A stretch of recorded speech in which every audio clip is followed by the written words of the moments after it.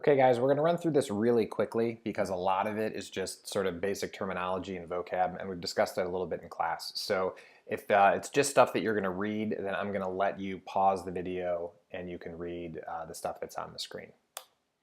So we're talking about economic growth, and when we discuss economic growth, what we're really talking about is movement of the long-run aggregate supply curve. Okay, so if this is LRAS, then we want to have a new long-run aggregate supply curve that is further to the right. That's economic growth, okay? So of course this would be price level and this would be real GDP. What this means is that the economy is able to produce goods and services that it wasn't able to produce before. That is real growth. It can also be shown with the production possibilities curve by pushing out. So you got capital on one side and consumer goods on the other. And this means that we can create more stuff all the way through. So we're used to paying a lot of attention to per capita GDP. Okay, per capita GDP is viewed as a decent measure of quality of life, which is what we really are all interested in.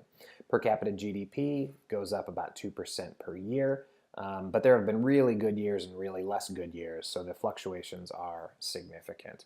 We focus on per capita GDP because a rising GDP that's only rising because population is rising isn't actually doing anything for quality of life. And as important as GDP is, it's really mostly about what we're able to do, and that's what people want. Is your life getting better?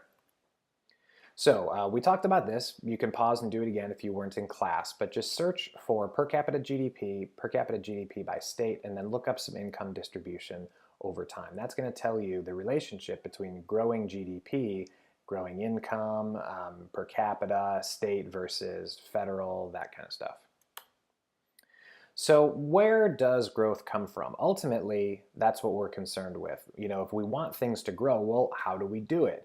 And it's going to be about labor. It's going to be about access to capital, having good technology, which means lots of science and engineers and all that sort of stuff, because this is going to drive increased productivity, and that's what's going to move real GDP. So we pay attention by measuring percentage change, and it's really just building an index like anything else. So you take your base year GDP, and then you divide that into your real GDP. So real GDP divided by the starting value or the base year, and that will give you your GDP index, sometimes called the GDP deflator. So we know we want growth. How do we get it? And that's going to come down to policies, right? So as you guys are heading to the voting booth, you're going to hear all sorts of politicians talking about things they want to do to grow the economy. And you'll want to make sure that what they're talking about references back to these items. All right, so productivity is what's really important. What's going to drive productivity? Capital per worker. I think in class I talked about, how iPads are supposed to make you more efficient students. If they are, then that's access to capital, and that's what's going to be more effective. And human capital, this is giving everybody more experience and education. Natural resources is obviously a place where the United States is really, really blessed, really lucky. And then technology also. These are the things that drive productivity. And you remember that from our MRP discussions last semester. So these are some specific strategies we can take. Pause and read through. I think you'll get it. Same thing here. Now we're going to talk a little bit about trade. So we have done a lot with comparative advantage, and remember that you absolutely need to understand comparative advantage, and you need those four types of questions. Who has the absolute advantage? Who has the comparative advantage? What terms of trade are going to be acceptable? And then, maybe a little bit more about who's actually going to produce what, which is real similar to who has the comparative advantage. So review that on your own. You should also have a review book. It's all in chapter 37, I believe. So we're going to talk a little bit about that. Or we're not going to talk specifically about that. We're just going to talk about why it makes sense. And it's because both countries will benefit from a greater availability of goods and services. This can mean that availability decreases or price decreases or both. Increases availability or decreases price. So either of those things will make the situation, the scarcity situation, better. So why do we sometimes limit trade? If we know that, and we've dealt so much with comparative advantage, you've seen the numbers, you've seen it all work out. So why do we sometimes have, or often even have, trade limitations? And basically, what you got to understand is that sometimes countries feel like it's in their best interests. And these are kind of pretty decent ideas, pretty decent reasons to limit trade. So we have protection of domestic production, which makes sense when the industry is brand new. It's really difficult for a new company to produce against a big giant. So if the giant is in a different country and a country wants to start its own version of that, then it might make sense to have some protectionism to let the infant grow up a little bit. National defense is a good reason typically. If there's some component that you need to keep your people safe and you want to be able to make it, then maybe you put some tariffs on things just to make them more expensive so that your interests can be a little bit more cost effective. Domestic job protection, this starts getting a little bit dicier. We're doing a lot of this now, but there's some good reasons to show that while it might protect some jobs, it's going to negatively impact others, and it's going to negatively impact everybody in terms of raising prices. To have a diverse and stable economy. So imagine you have a country that makes very few things. It has, not very much to offer. So imagine an entirely agricultural nation that then has a drought. Then, because there's no diversity in the economy, they are really in trouble.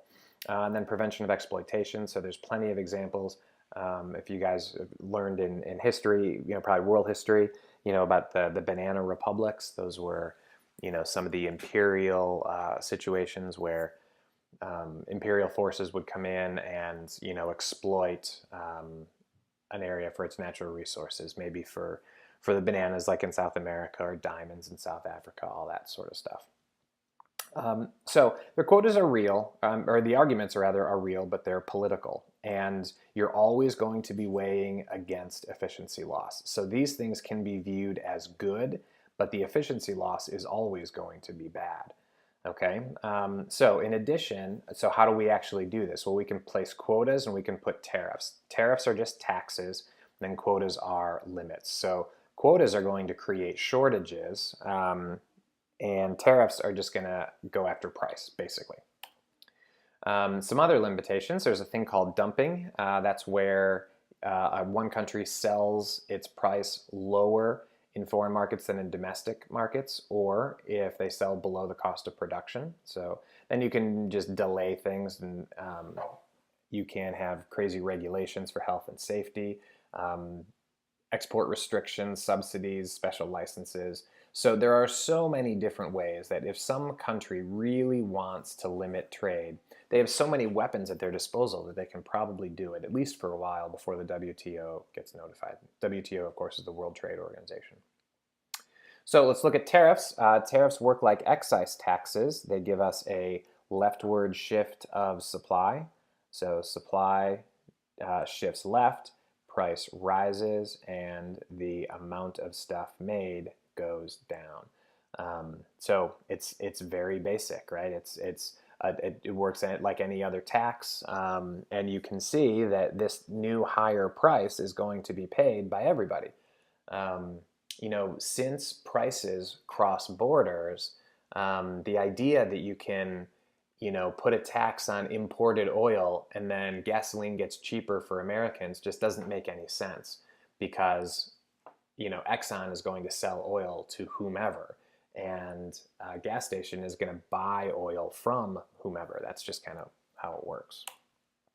So there are some names that we want to pay attention to. Smoot-Hawley, you guys hear about a fair amount in the news. This was probably what most people think was a big precursor to the Great Depression. There's an article that we're going to listen to in class that references this, which is funny. It's also in Ferris Bueller's Day Off, if you guys have seen that movie, which is great. NAFTA is in the news a lot, the North American Free Trade Agreement. President Trump is thinking about, or is in the current process of renegotiating this. The WTO, World Trade Organization, this is kind of the referee for international trade. The EU is our largest trading partner, the European Union. APEC, the Asian Pacific Economic Cooperation Forum. So this is just another trade organization. CAFTA is a free trade agreement very similar to NAFTA, but it's with Central America. And what these try and do is increase efficiency. Smoot-Hawley, of course, does not. Smoot-Hawley was basically a giant tariff increasing law that became pretty problematic. So when there is an open economy, we have international trade. And international trade leads to what we call our balance of payment accounts. And there are basically two accounts, the current account and the financial account, which sometimes you'll hear referred to as the capital account. Capital account and financial account are the same thing. So the current account records imports and exports, net investment income, and net transfers. So basically, it's easiest to understand imports and exports. If we have more imports than exports, then our current account will be negative. Financial account records the sale of assets to foreigners and the purchase from foreigners. Now these two accounts, this and this, must balance out. And that makes sense. So imagine we import more than we export, which we do. What that means is somehow there has to be a balance. What is it that is happening to make this work? Okay, so we have basically more money going out than coming in. Well, at some point, we have to pay those people. And whether we pay them in our currency, the dollar, or their currency doesn't particularly matter. Just imagine that eventually the money needs to go home. Okay, so American dollars that get spent in Germany, because we all decide that we want to buy BMWs, BMW has to do something with those dollars. They can't go to a local German restaurant and pay in the American dollars that they received when they sold BMWs. So somehow they got to do something with that money. Now, of course, you might think, well, they'll just go to the bank and trade it in. But then the bank has to do something with that money. So eventually, all of the dollars have to make their way back to the country of origin, okay, which in this case is us. Well, what winds up happening is those dollars come back and get traded on something in the financial account records. So basically, a German bank might buy a bunch of American bonds. So the German bank has a bunch of dollars, okay? And then it comes back and it purchases assets to get rid of the actual cash, okay? So then they buy bonds. And then the dollars have returned back to the United States and the bonds go as in the form of assets, which show up in the financial account to the Germans. And it works out really well. And therefore, the accounts will balance to zero. Now, of course, the opposite would be true when we have a trade surplus. And of course, we have trade imbalances with just about everybody. So it's important to remember that, we might have a trade surplus with, Canada and a trade deficit with China. So these accounts have to balance with every country. So now you're all starting to wonder, well, we've been talking about foreign exchange and the value of the dollar, and I've been saying, don't just hold on. And now we're actually going to begin talking about all this sort of stuff. So a little bit more info about the current account. Exports minus imports of goods and services. Also U.S. earnings on investments abroad. So this is what it makes. And then net transfers like foreign aid. And then the funds that immigrants send to family abroad, which of course are called remittance payments. And we're going to do some exercises with this so that you kind of understand. But just think about it. Does the money leave the United States or does the money arrive?